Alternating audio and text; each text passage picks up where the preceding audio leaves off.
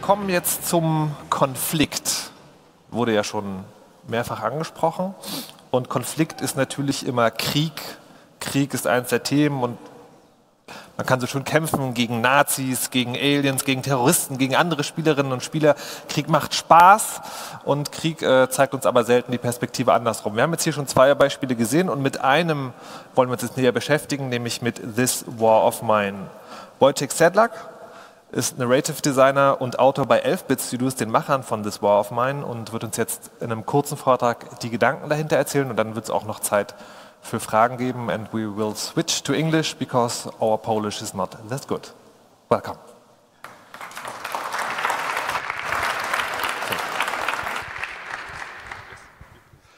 Hello, my name is Wojciech Setlak. I'm a writer and narrative designer at 11-Bit Studios, a Polish independent game development studio, which was founded in 2009 by Grzegorz Michowski and friends, and made its name with a string of innovative games. But today it's known mostly as the company that made This War of Mine.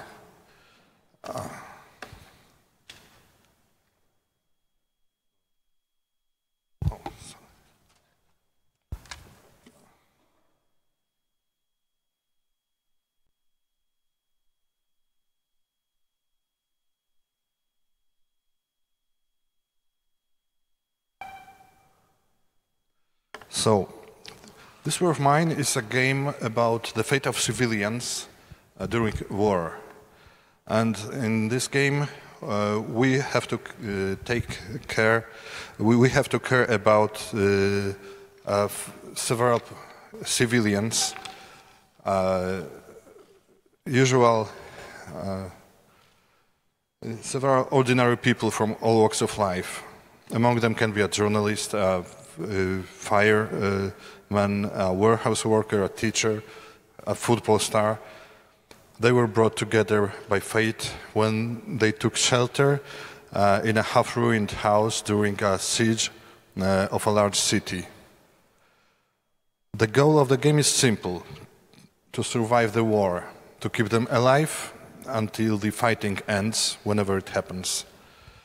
During the day, the survivors stay inside to be safe from sniper fire. They cook meals, try to tend to their immediate needs, tend to their physical and emotional wounds, fix their home however they can.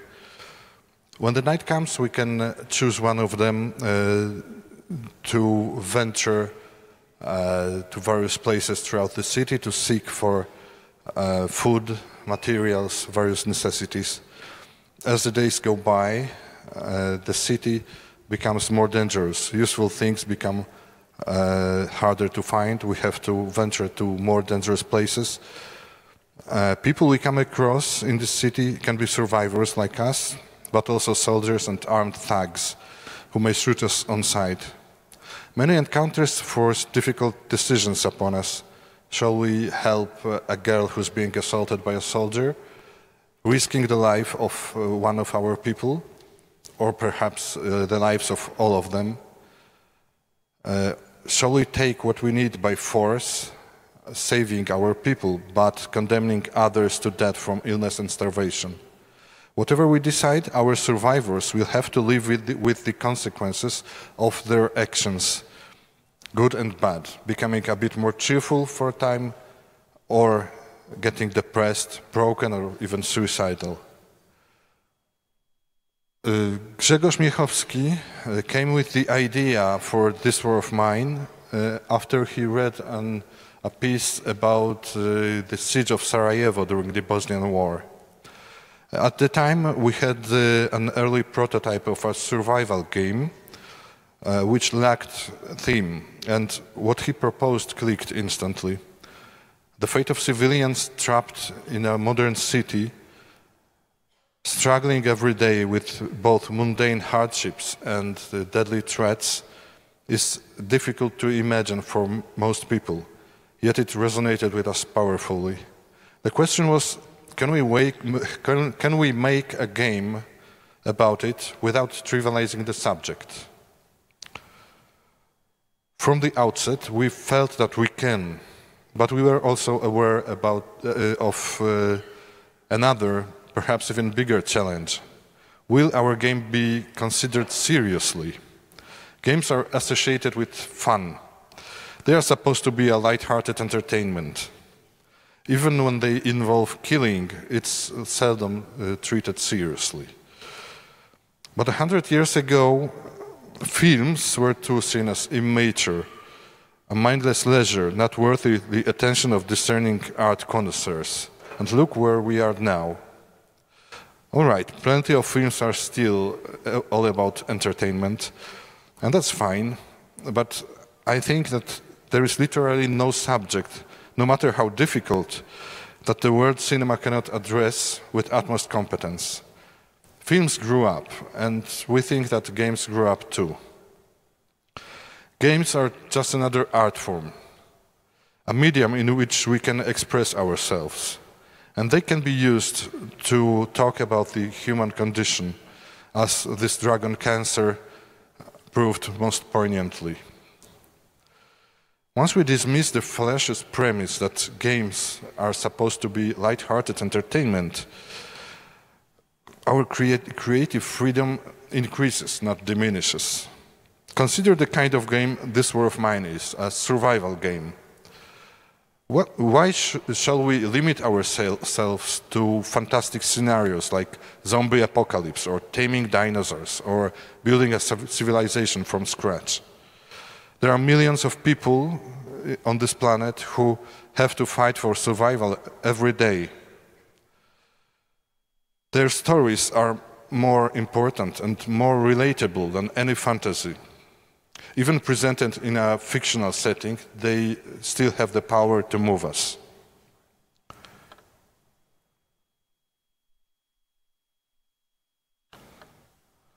We drew our inspiration and information from many sources, mostly found online.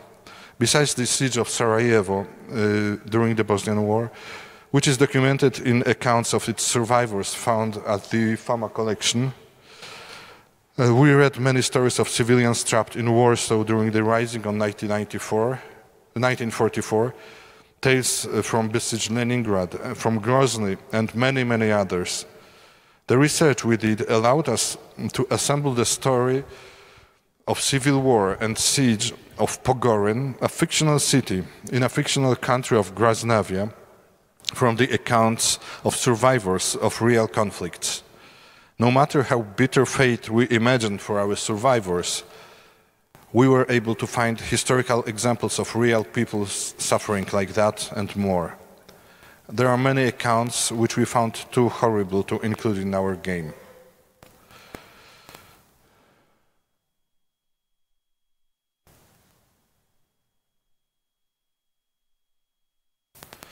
We wanted to tell a story that will move people and help them see the world around them, not draw them away from reality. War games almost invariably are power fantasies. They tell a story of a guy with a gun or a commander defeating mighty armies.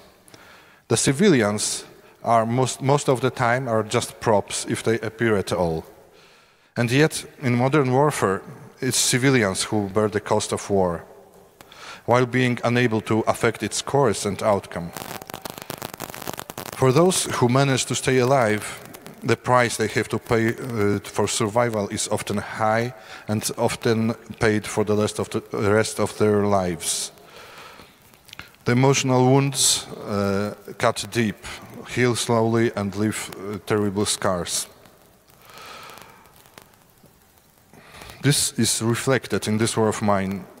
Even if we manage to keep our people alive, we learn at the end of the game about their post-war fates, and depending on what they went through, what they had to do to survive, there might be no happy end for them.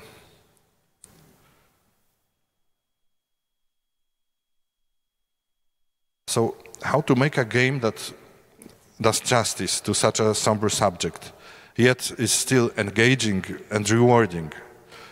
A game that is not a revenge fantasy and yet allows us to fight against all odds and sometimes win.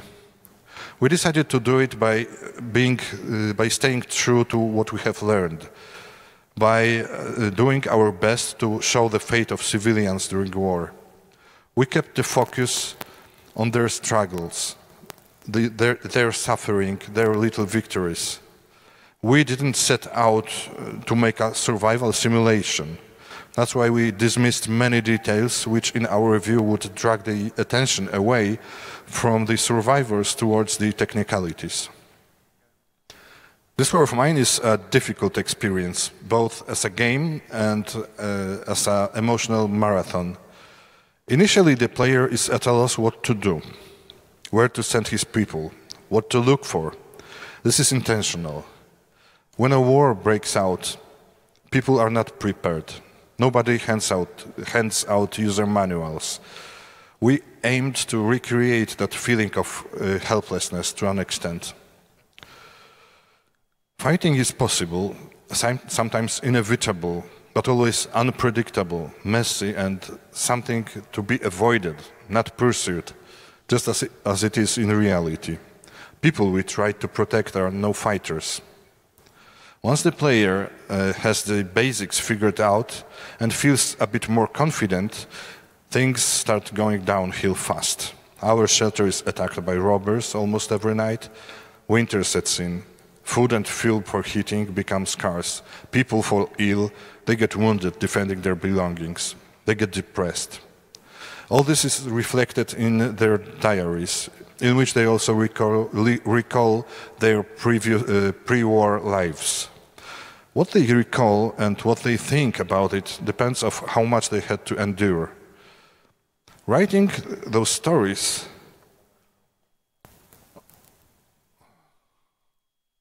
we tried to use the language we found in the accounts of war survivors.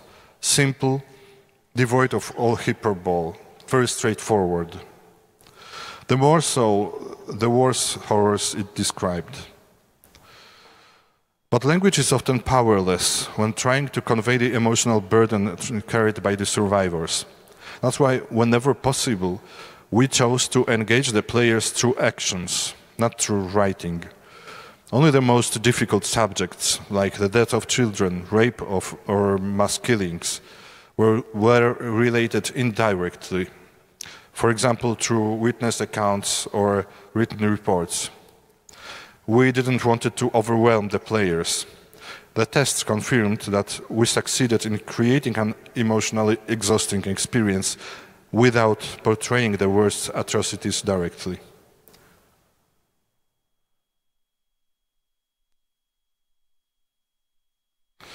We knew from the beginning that we wanted to include the children in our story. They are the most innocent victims of wars, and their lives are deeply affected by them. They are deprived of essentials when they need them the most: proper nutrition, education, safety, healthcare, friends and family. Their well-being is often the most important motivation for their guardians. So we saw their stories as an integral and crucial part of this War of Mine, but we didn't include them in the initial version of the game. We had to know first, we had to check if the players are willing to take part in a game which places such a heavy emotional burden on them. The initial success of this War of Mine confirmed it beyond our expectations.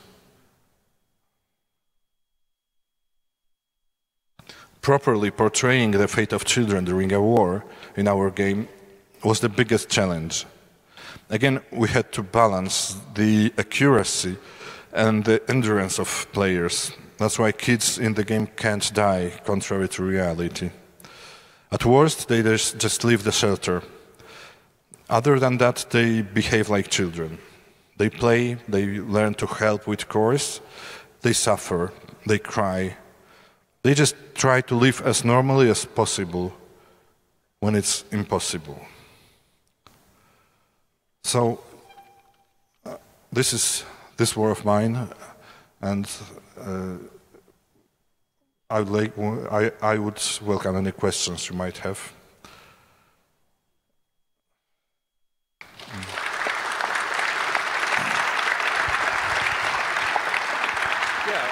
Thank you very much, and we are open for questions. So if any one of you has questions, please. Maybe I put this one microphone on the first seat because if you ask the question without the microphone, Twitch can't hear it. So, anyone has a question? No. Too overwhelmed. There was. Oh, there was one.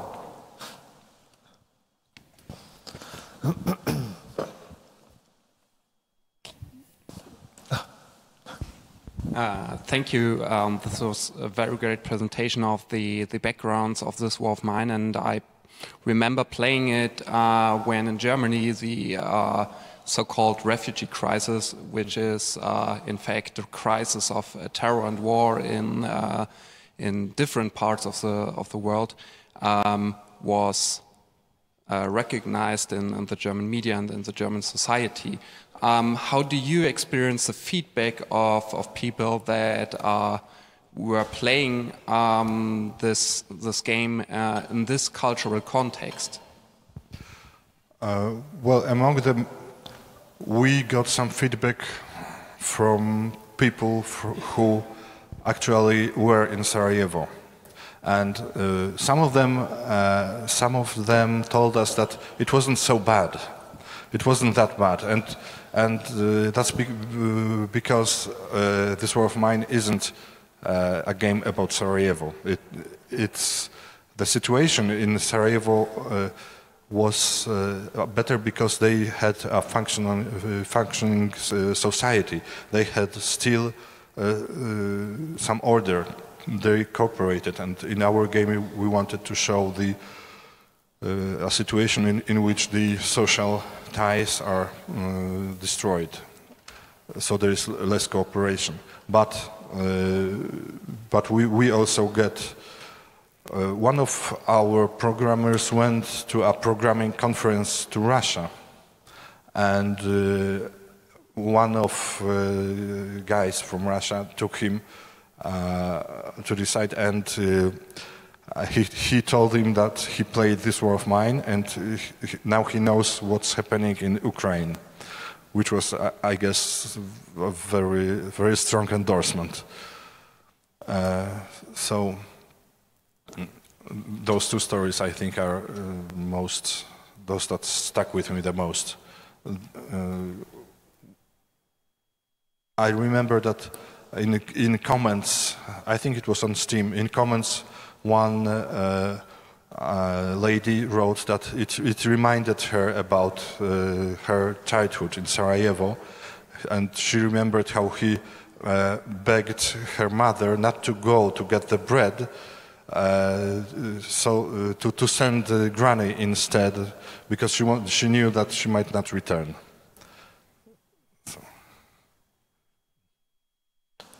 So we have one question from Twitch, and Lennart is asking if there's a way to, like an ideal ending. Can you reach an ideal ending this way? I think what he'll be asking is, can you win this game in any way?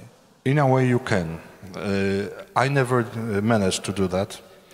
Once I finished the game only to realize with a shock that, yes, I managed to nurse I think 2 or 3 survivors to the end of war, but no one of them was in the original crew, so to say, because people can come to our shelter, and I realized that all the people who started in this shelter are dead. But it is possible to save everyone and not have them suffer any lasting trauma, but it's very difficult. And this is a game, so if you master it, you can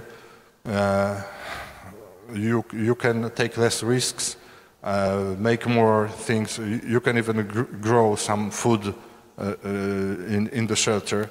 You can, for example, catch rats and cook them. and you can expose your people to less risks, take less. When you know the game very well, you know beforehand where to go to get stuff, and you can learn that at the end about that they managed to fix their lives, so to say, after the war. They returned to and found their relatives, for example, after the war, and there is kind of a happy end achievable. I want to ask another question that closes in on this, because it's a resource management game, and you just said if you know the game very well, you can win it. But like with a resource management game, no matter what the story is, then the technicalities come to the front of the game. Yeah. Like, is winning the game still the experience you wanted the player to make? Pardon? Is winning the game, and for doing that, concentrating on the technicalities of the resource management, only playing the game, not living it more or less. Is that true to the original intentions of experience? In a way, the better you play, the less of the content you experience. So the better you play the game, the less you are exposed to war, to the dangers and trauma and wounds, both physical and psychological. So in a way, yes. The better you play the game, the better ending you achieve, the less you actually experience the story. Mm-hmm. All right. So we had various endings written for each character, depending on the level of trauma they suffered during the game, and this is reflected in the post-war stories. So, but of course, but you don't mind people having fun with the game. I haven't actually met anyone who would put it this way, that he had fun with this war of mine, because even if you do your best and play absolutely optimally, you can't. Well, you would have to be really insulated from the psychological side of the story to not to feel anything, because, for example, you can be visited by neighbors, you can be visited by some kids asking for food or for help, and the optimal, usually the optimal way from the point of view of simulation is to turn them away, because when you help your neighbors, they will help you in turn, but you don't know what you will get. So it helps. There is a character in the game who's very helpful in the sense that he's selfish. He's extremely selfish. He's concerned only with his own well-being, and everything that happens in the game he judges from the point of view of his utility. So he's extremely helpful if you want to optimize the game, because you can send him to do things that would break others who are less devoid of empathy. And players very quickly caught on that, and he has a few websites devoted to him. But, well, there is also one character who is a fighter, who was in a militia and deserted, and we can use him to do things that others wouldn't consider lightly. But I think that the first few playthroughs are the best. When you don't know the game, when you don't know, so to say, where the good stuff is. Okay. And this is strange, because usually you lose the first few times. But that's, well, That's how this game is usually experienced. Thank you. There was a question. Hi. Yeah, thank you for this very interesting talk. I have a bit of a question regarding sort of the balance between basically narrative design, and sort of the design of a game as a resource management game. So where would you place this balance, basically? And what was the challenge for you, sort of, to mix, you know, this narrative that you brought in, and the pure research management aspect? So, if you look at this War of Mine purely as a resource management game, you just have to factor the mental health and physical health of the people you are trying to save into the equation. They are just a part of resource management. You expend so much of your psychological endurance to achieve some goal. But to play this game in this way, you have to be really tough. So to say, I couldn't.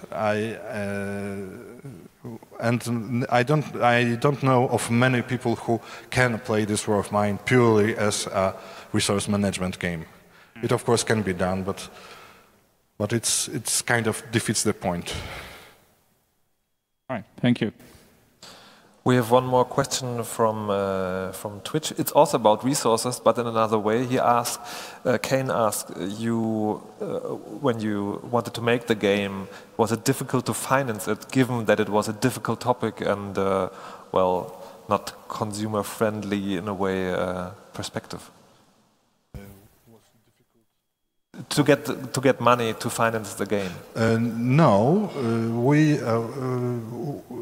well, 11-bit Studios is an independent company, so we didn't have to find a lot of funding externally, and it was pretty well established because on the Anomaly games series, and so we didn't have to look for funding actually, and the game recouped the costs in first 2 days of sales. It was even... was that a surprise for you, that it went so well? Hmm? Was that a surprise for you, that it went so well? That it sold so well? Well, not... what was surprising was that it managed to be on the first place on Steam. We expected it to do fairly well because we had shown it to the journalists and they were all very impressed. So we were pretty sure of the critical success.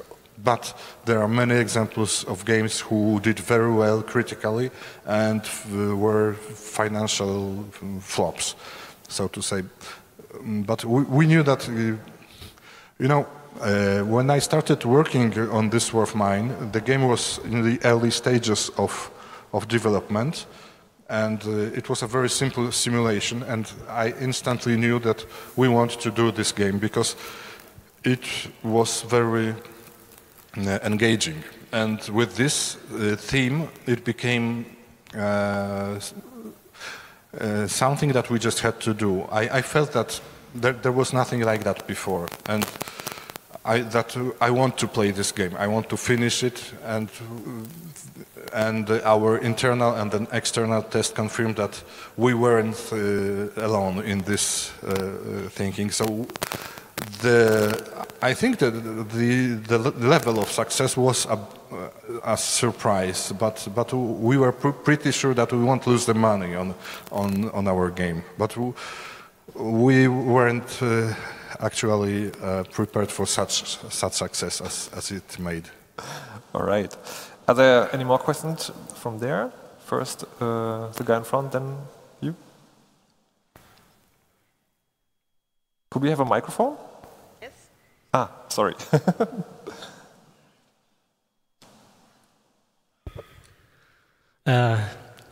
The game is a resource management game. I'm talking about critically well-acclaimed games which flopped on the market. Back Up the Line is a case. for that, and it's an ego shooter. So you choose a resource management game. Did you think about different game designs like that, or different game mechanics, or was it the first game mechanic you thought should be the game mechanic? I think that, as I said, we had a prototype of game in the works which lacked a theme, which was a general survival game. And the theme that Grzegorz Miechowski, our CEO, proposed was perfectly suited for it. So we never considered making any other kind of game with this war of mine. It was from the beginning. It was a survival game, and all survival games are some kind of resource management game.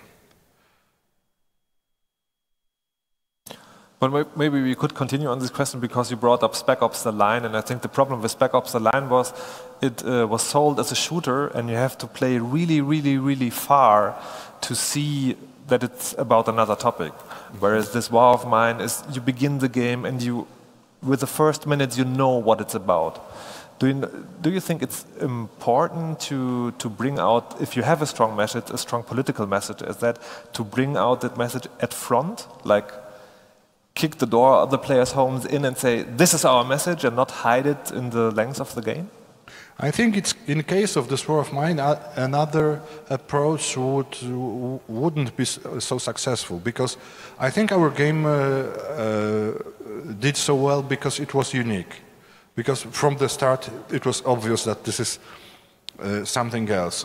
Of course, some clever journalists call it The Sims in Hell. But the comparison is, I think, very ill-fitting, because in The Sims, you can buy yourself happiness, in short.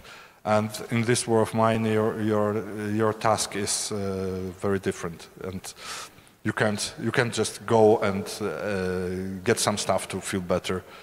But do you think it's important that the political message is at the front of the game, and not Yes. that it's hidden within Yes. the gameplay and maybe after? Yes, I think in the case of Spec Ops: The Line, it was an approach that worked very well, because they used a very well-established genre, a shooter, and the surprise it brought was total, I think. And in case of this War of Mine, I can't imagine doing it any other way. It was very important for us to show from the beginning that this, if you look at the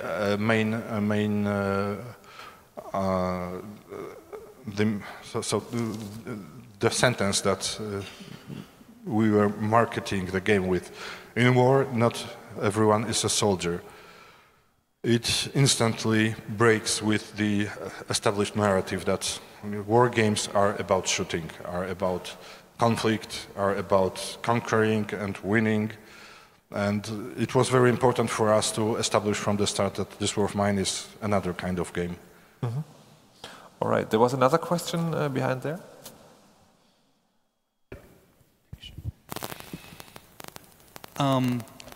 Hi, thanks for your talk. And you said that some of the most difficult challenges, like rape and death of children, and you didn't put that, or you only put that in writing in there because you didn't want to overburden the players. Now, you've said that films grew up and games grew up. Would you say there is some context where those topics should be even more prominently be in the game, maybe even in your game? Could you please repeat?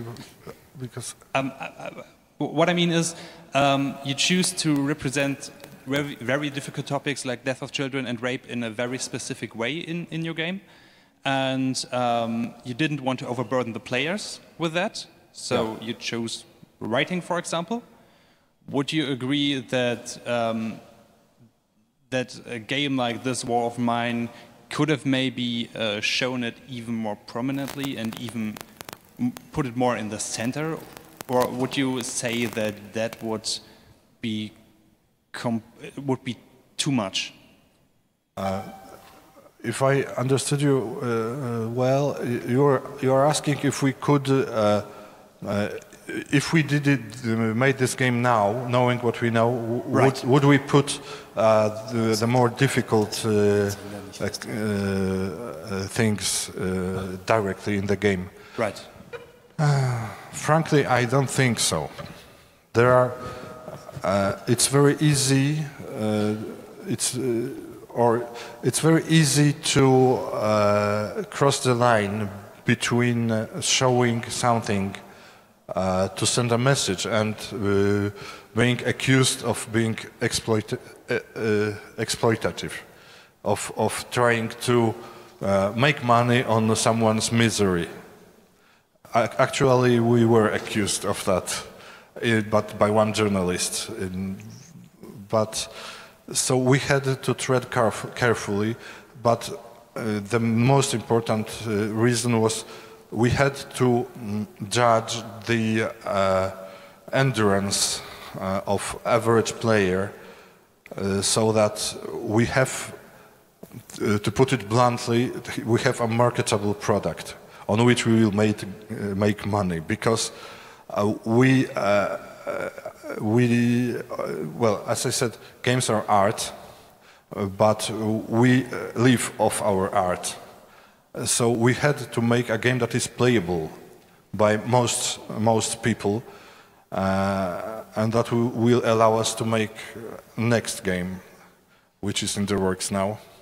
And if we wanted to be totally frank and show everything from the start, show all the atrocities that happened during wartime, well, I think we would turn away too many people, because even as it is, people who write us to express their gratitude invariably tell us that they have to take the game in small doses, that after 2 or 3 hours of playing they have to take a break, because it's when it's experienced as it should be, it's exhausting. And for me it was also exhausting, both as a game, as when I play it and when we were developing it, because I was tasked with writing the background story, and I did a lot of research, and after a week I had to take a break because I was becoming depressed. Because, as I told, there is no atrocity we could think up that wasn't didn't happen already in history. One small technicality: could you grip your microphone a little higher, because you're blocking the sender? Yeah. I want to continue at that a little bit, because I watched a Let's Play in preparation of this talk, and there was one guy telling how to kill the most efficient way, and he also told that if you kill people in the game, you get depressed, or your characters get depressed, but they don't get depressed if they kill bandits. Yes. And I mean, I can understand it as a play decision that you just taught, like you just said, but of course, in reality, it doesn't matter who I kill. I probably get depressed. How did you make that kind of decision? Was it organically that you, as a team, always were sure of what to do and when to do it? Or did you discuss things like that? Of course, we discuss it, but from a psychological point of view, we had to keep in mind an average player who will not go to attack bandits, because this is usually suicidal. So we had to assume that if we does kill a soldier or a bandit, it will be in self-defense, or because he was caught trying to get some stuff from them and had to fight. So psychologically, it was natural for us that the people wouldn't suffer such trauma from killing someone in self-defense, someone who was a direct physical threat. than from killing an innocent person to rob them. We had to balance the burden that it puts on the characters, on the survivors in the game. But of course, the game was a very collaborative effort. Everyone contributed ideas, and we discussed everything. All right. Then one last question. Of course, like tradition demands of your next game. It's called Frostpunk, and while this war of mine was of the survival of a few people, you call that one a game about society survival. What is that?